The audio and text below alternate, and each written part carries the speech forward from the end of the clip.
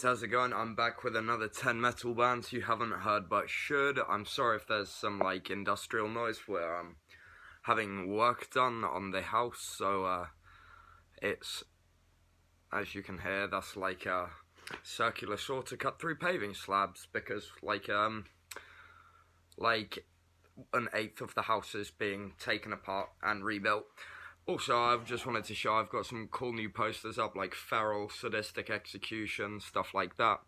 Well, the Feral one's not that new, and I also have this really awesome Dalkhu one over here. Anyway, without further ado, and yes, I'm wearing this shirt again. I only did a few episodes ago, but it's really comfy and it's too hot for long sleeves. First up, we have on Cavernous Records, Arcada. This is a 4-track EP called Infernus Ardentis Monarcha. It's like fairly atmospheric but really abrasive kind of Black and Death stuff.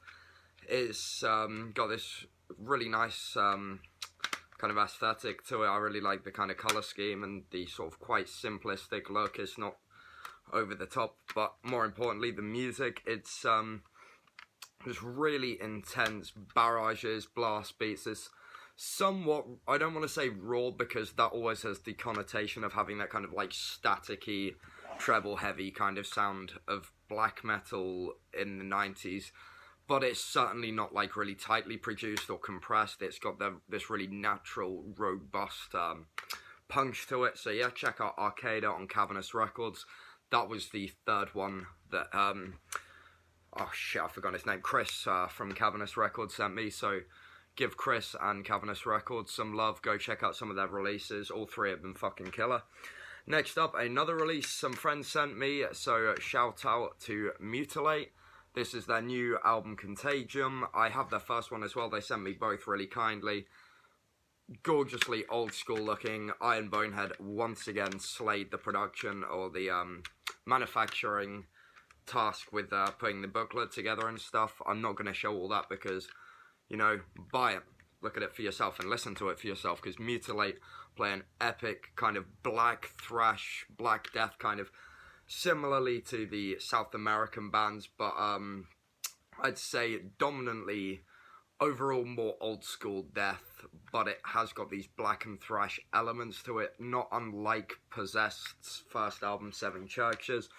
It's a bit more deathy than that. I'm really going off on a tangent here.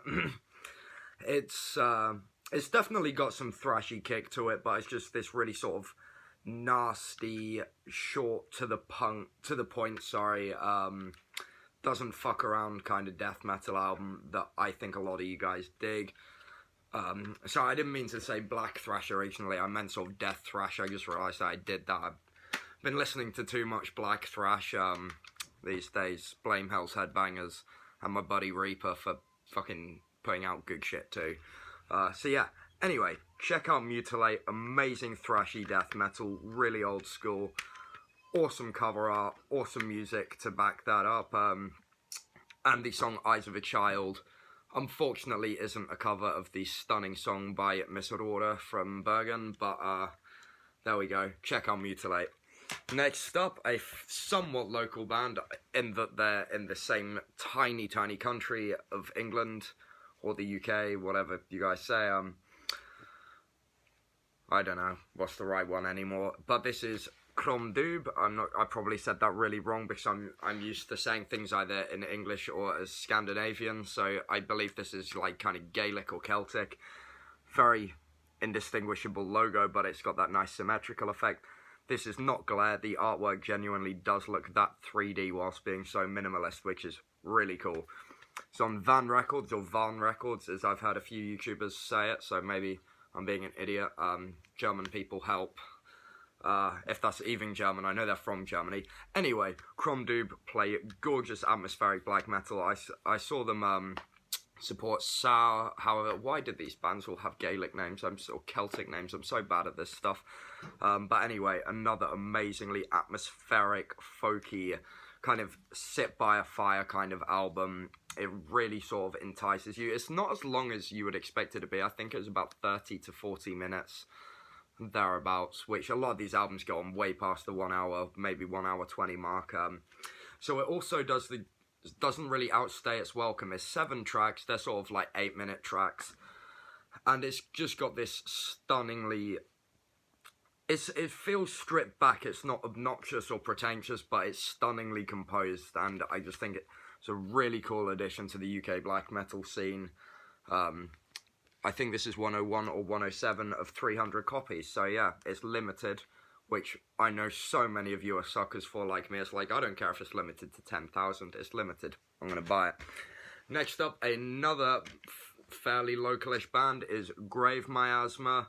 This is, I keep forgetting the album titles, but Realm of Evoked, or Evoked, no, it's Evoked Doom on Nuclear Winter Records. This is, again, one of these releases that it's not quite black, it's not quite thrash, it's not quite death, it's a great mix of the three. Definitely if you like Nocturnal Graves, or Destroy 666 off the top of my head. So that's sort of like barbaric, really intense, just smash your face in with a hammer kind of thrashy, deathy, blacky goodness. Listen to Grave Miasma. What else to say about it other than it is not long enough. I know it's an EP, so that's no critique on the band. I should have got either some more EPs or the full length. I think they did 1 or 2 full lengths. But yeah, it's a really good EP, really great band. Check out Grave Miasma. They share members with Craven Idol, I believe. Maybe I'm thinking of the wrong band. Anyway, check out Grave Miasma. Next up from Mexico, we have some Mayan black metal with Xibalba Itzaes, or Itzaes. It's on Nuclear War Now Productions. This is just the 7-inch. They did an LP, which I reviewed, but I only have the 7-inch. It's got these cool center labels. I really like how these look. This one more, of course. It's got some kind of deathy elements more in the sort of war metal vein, but it's definitely a black metal band. This is the Arcada EP. I don't know how you say it. It's 3 tracks. It's really good. They've got really unique sound. This Mayan theme, which is obviously the ancient Mexican and some of other South America, I believe, culture, which is interesting to see. It's a really cool project, and I definitely think it's one of the stronger raw black metal, or whatever we're calling it now, releases to come out recently on Nuclear War Now for sure. Maybe like with the Sangue one and some others. I buy a lot from them. But yeah, if you like sort of black metal with a different theme and quite a unique sound while still having that raw energy, Xibalba Itzaes definitely hits both of those. Sort of, you know, being traditional but not just repeating or rehashing what others are doing. Next up, for those who like a bit less raw and a bit less melodic, we have some more black metal on Iron Bonehead Productions. We have Dalkhu. Dalkhu is Dalkhu with Descend into Nothingness. I showed the poster of this earlier. If you guys even saw it, you might have just seen like a fucking bathrobe and my lizard asleep, but there you have it. Dalkhu plays some really nice melodic black stuff. They've got, I think they're Russian. I'm not 100% on that though, and I feel like now I've said it, they're not Russian. But they're, I'm going to hold this up rather than just sort of looking at it myself. The artwork's really hypnotizing to me, but yeah, they've sort of got a lot of like nicely eccentric riffs. Again, it's nothing obnoxious, it's just got them nice kind of twists and melodies that keeps things interesting. Some touches of folkiness to the melodies themselves, but no sort of folk instruments that I can recall. Maybe there are. I haven't listened to it in like a week, so if I fucked that up, then I'm very sorry. And next up, we have a Norwegian band. I try and include bands from variation of subgenres, labels, and countries, because, you know, everyone deserves to have their metal heard, but at the end of the day, I can only cover so much. Read my webzine at nataskog.wordpress.com if you want to hear about more shit. But on indie recordings, we have Obliteration with Cenotaph Obscure. This is sort of like the Cavern Death thing. I'm doing a lot of air quotes, but that's because there's a lot of silly names for things these days that confuses me. But if you like that whole, you know, like blood incantation, fetid or feted, however you say it, shit, my mind's gone blank, and this is mostly what I listen to. Otuatum, however you say that, Ossuarium, you guys know the kinds of bands I'm talking about, Ataraxy, Phrenolith to a point.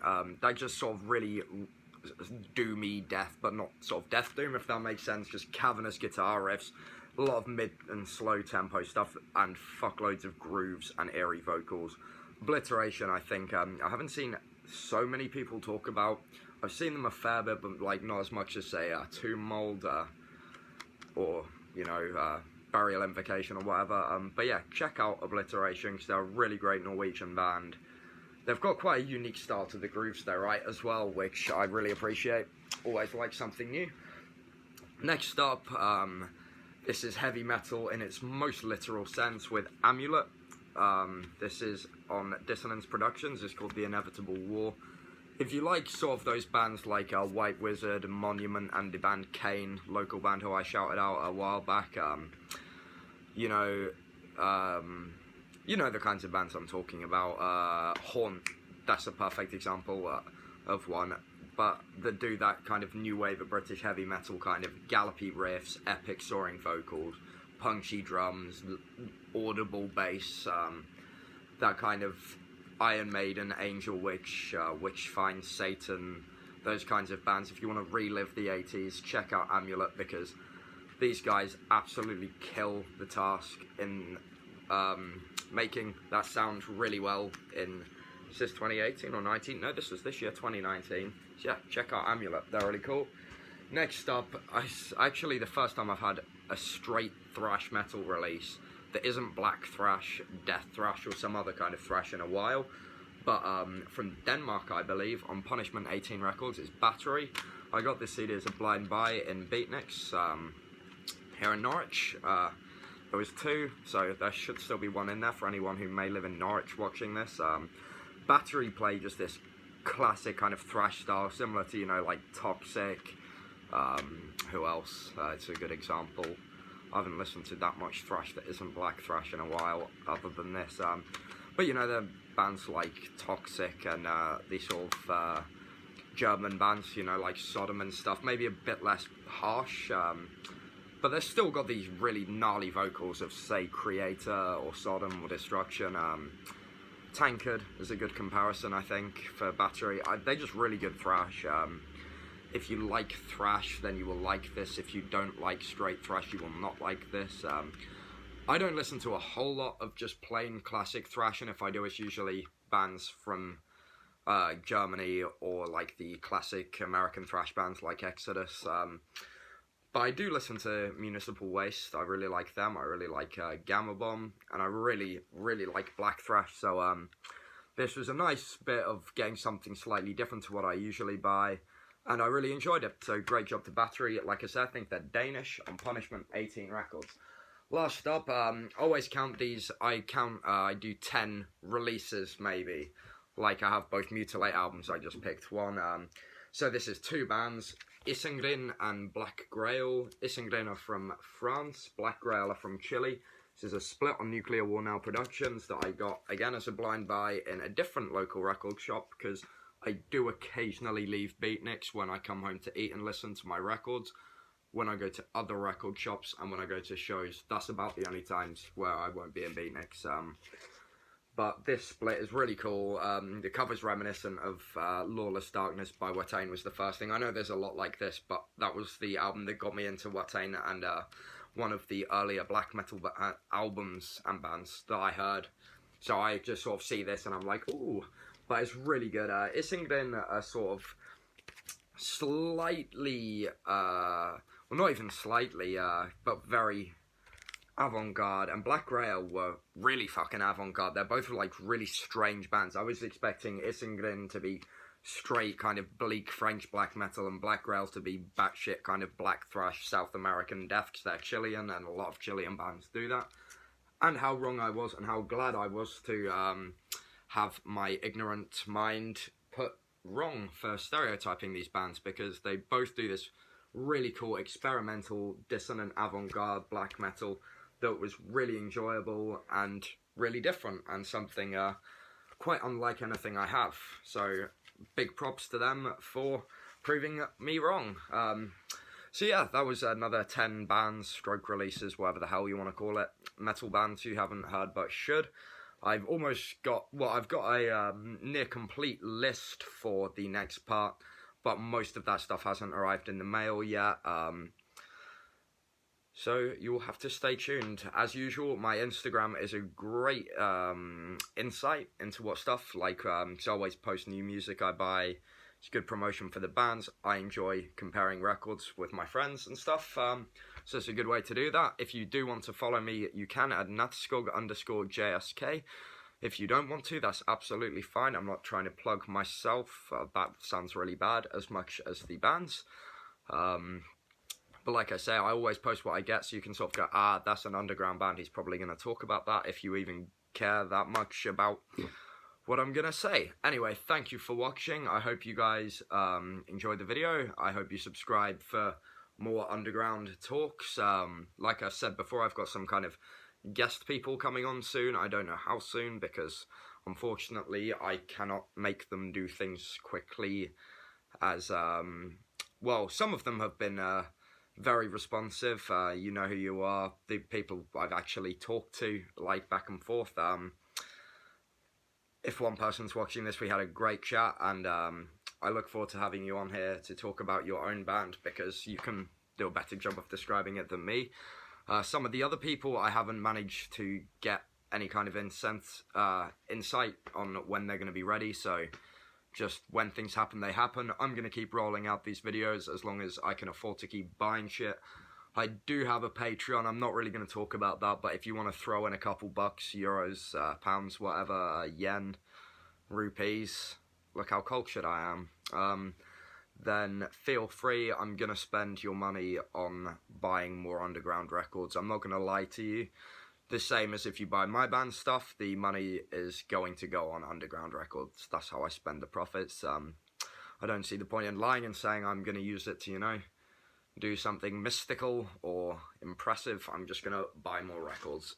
And on that note, thank you for watching. Hope you guys buy some more records, maybe some of these ones. And until next time, stay metal.